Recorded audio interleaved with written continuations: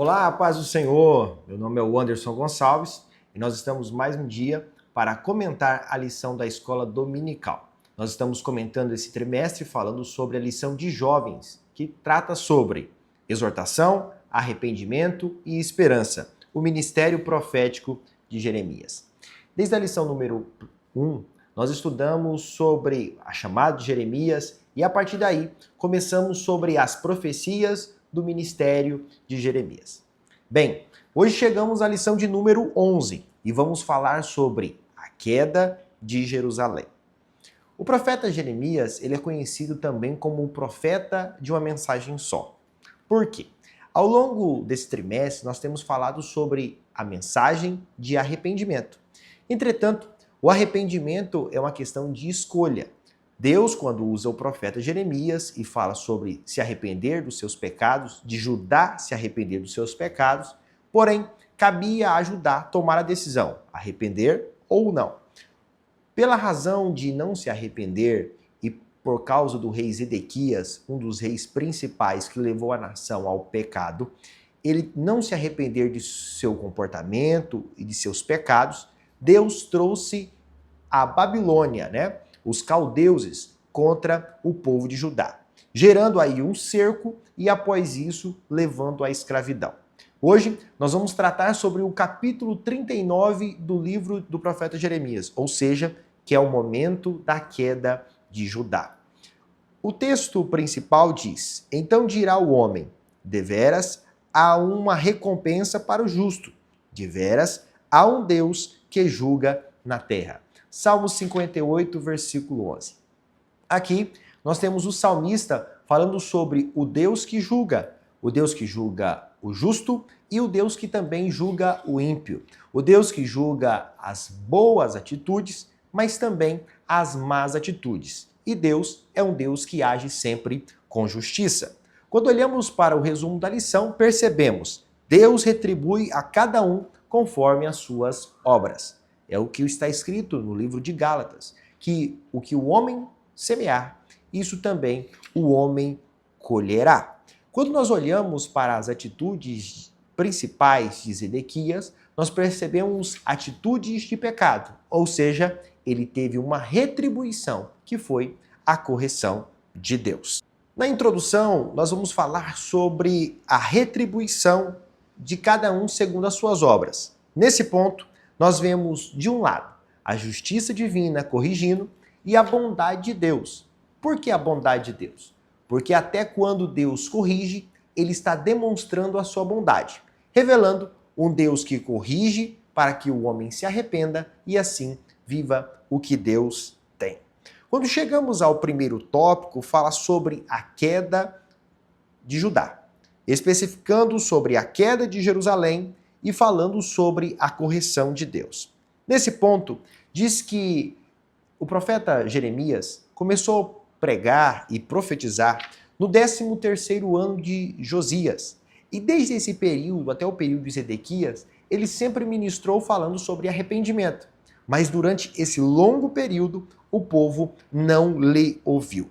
Quando nós observamos aqui o capítulo 39, fala sobre a invasão da Babilônia, a destruição de Jerusalém, ou seja, evidenciando sobre as bênçãos que o arrependimento proporciona, mas também demonstrando sobre terríveis consequências da falta do arrependimento. Nesse aspecto, professor, gostaria que você trouxesse exemplos bíblicos sobre pessoas que se arrependeram e viveram o livramento e a bênção de Deus, tais como a pregação de Jonas a Nínive, e o arrependimento deles gerou salvação, gerou vida. Já eu gostaria que você também pensasse com o seu aluno sobre pessoas que não se arrependeram e viveram consequências terríveis. E aí nós temos diversas, entre eles o povo de Judá. Então, nesse sentido, comente com o aluno para que assim ele entenda que uma vida de um jovem arrependido do seu pecado gera uma nova história. Porém, a continuidade ao pecado gera uma terrível consequência. Mais abaixo, o primeiro tópico fala que tudo o que Jeremias disse se cumpriu.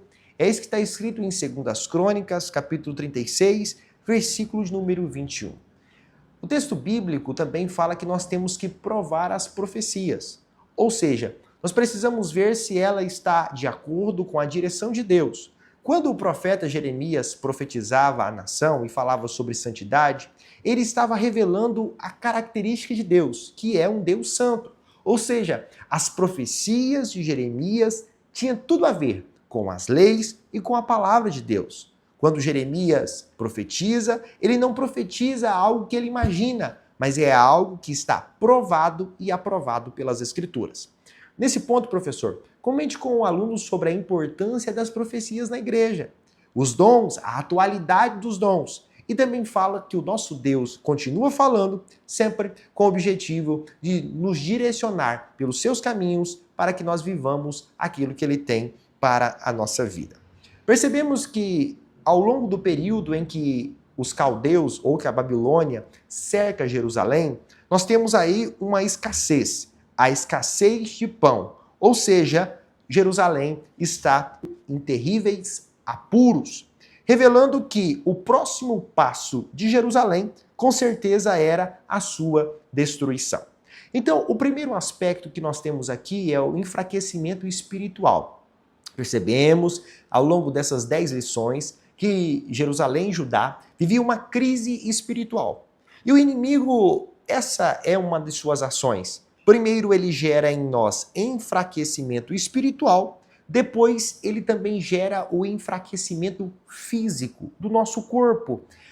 A falta de força para que nós possamos voltar ao caminho ou onde nós estávamos e seguir aquilo que Deus tem para a nossa vida. Então, professor, nesse aspecto eu gostaria que o senhor conversasse com os seus alunos sobre a importância de fortalecer a vida espiritual, né? Fortalecei-vos no Senhor e na força do seu poder. A busca pela oração, leitura bíblica, jejum, revela o fortalecimento espiritual. Quando nós olhamos para diversos jovens na Bíblia, nós percebemos eles agindo dessa forma, fortalecendo a sua vida espiritual. Quando nós olhamos para Jesus, nós verificamos diversas vezes ele saindo para orar, para falar com o Pai, evidenciando o fortalecimento espiritual.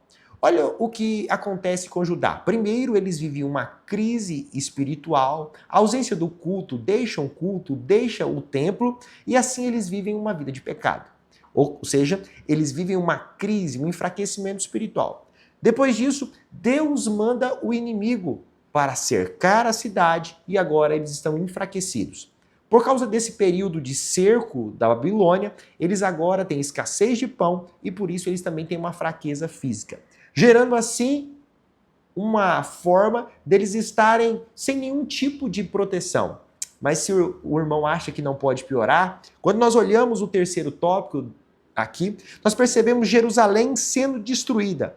Ou seja, nós percebemos que a casa do rei foi queimada, a casa do povo foi queimada e mais do que isso, os muros de Jerusalém foram queimados. Revelando que não existe mais segurança em Jerusalém, não existe mais segurança em Judá.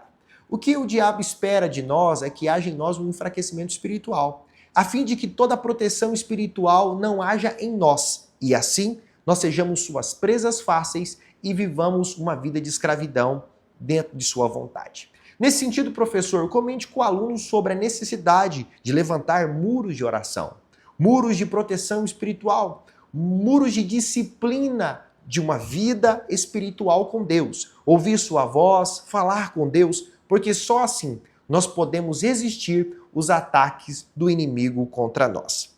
E mais do que isso, aqui quando fala que também o templo foi queimado, ou seja, atacar o lugar do culto é atacar a adoração de Judá. Ou seja, Deus havia criado Judá para adoração.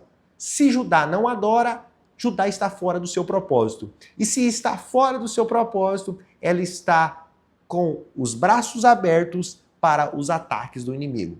Ou seja, todo jovem que vive uma vida longe do perfil de adoração, ele está suscetível aos ataques do inimigo e, obviamente, ele não vai ter nenhum tipo de defesa contra esses ataques. Chegamos ao segundo tópico que fala sobre o juízo de Deus, revelando que Deus se mostra aqui no capítulo 39 a sua ira, a sua fúria contra o pecado, ou seja, revelando a justiça de Deus, que é também uma justiça punitiva.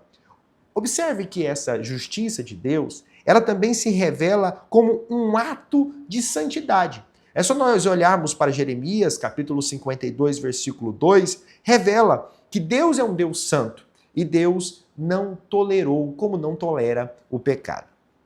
Quando observamos sobre esta correção de Deus, nós percebemos que a correção de Deus, ela trouxe vida para Judá.